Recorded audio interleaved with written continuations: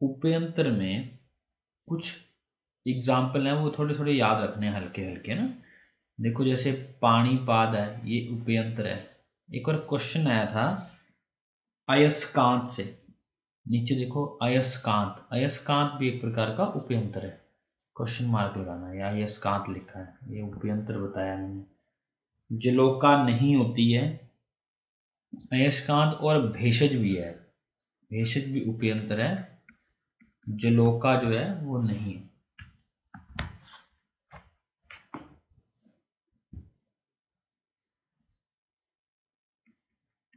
जलोका उपयंत्र नहीं होती है। बागभट्ट ने 19 अनुयंत्र माने हैं। गुलम चरक ने गुलम विलयन के लिए घटयंत्र माना है, यहां लिखना है, या लिख लो, चरक ने गुलम विलयन विलयन के लिए, या विलेन के लिए, या विलेन बोलते हैं ना, घटयंत्र, घटयंत्र माना है। बागभट्ट ने विमर्श में देखो, बागभट्ट ने आंतर काल पाक भय, ये 4 उपयंत्र अधिक माने आईएमपी। चरक से सुश्रुत से बागभट्ट ने जो 4 उपयंत्र अधिक माने हैं, उसमें आंतर काल पाक और भय का वर्णन भी है। शरपुंखा, जो बागवट ने शरपुंखा माना है, ये शरपुंख मुख यंत्र जो है, इसी ये काम करता है आहरण का, या इसी ही दंत पातन भी कहते हैं। दंत पातन, दंत पातन यंत्र, या फिर दंत पातन के लिए उपयोग भी है इसका, और इसकी लंबाई 4 अंगुल होती है, 4 अंगुल इसकी लंबाई मानी है। गर्भ शंकु, ये भी इंपॉर्टेंट है, गर्भ शंकु मूड गर्भ के लिए, मूड गर्भ के लिए माना है, और इसकी लंबाई जो है वो 8 अंगुल मानी है। और गर्भ शंकु इसलिए बोला है क्योंकि कांटे की तरह होता है, कांटे की तरह होता है। सर्पफण, सर्पफण जो है वो अश्मरी के आहरण के लिए, अश्मरी के आहरण के लिए, आईएमपी है सारे के सारे। नेक्स्ट आओ, श्लोक नंबर 17।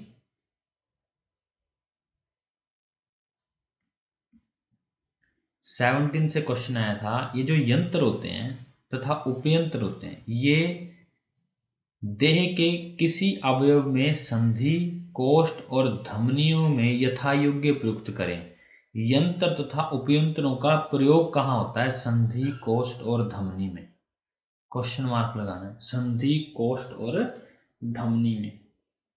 क्षार अग्नि कॉमन लिखने हैं, क्षार अग्नि बाल नख अंगुली, बाल नख एवं अंगुली, ये अनुशस्त्र भी है और उपयंत्र भी है, ये अनुशस्त्र भी हैं और उपयंत्र भी हैं। एषण कोमा आहरण, एषण और आहरण 2 कर्म होते हैं, ये शस्त्र कर्म भी हैं और यंत्र कर्म भी, शस्त्र प्लस यंत्र कर्म दोनों, शस्त्र कर्म भी हैं और यंत्र कर्म भी। यंत्रों के कार्य, यंत्रों के कार्य सुश्रुत ने 24 माने। अष्टांग हृदय के अकॉर्डिंग 15 होते हैं, अष्टांग संग्रह के अकॉर्डिंग 24 होते हैं, अष्टांग संग्रह के अकॉर्डिंग 24 होते हैं। अष्टांग हृदय चरक को फॉलो करते हैं और अष्टांग संग्रह जो है वो सुश्रुत को फॉलो करते हैं, इसलिए मिलते जुलते हैं। कुछ अंडरलाइन करने, जैसे निर्घात यंत्रों का कार्य है, एषण यंत्रों का कार्य है, प्रमार्जन यंत्रों का कार्य, ठीक है, आहरण यंत्रों का कार्य। नेक्स्ट आना है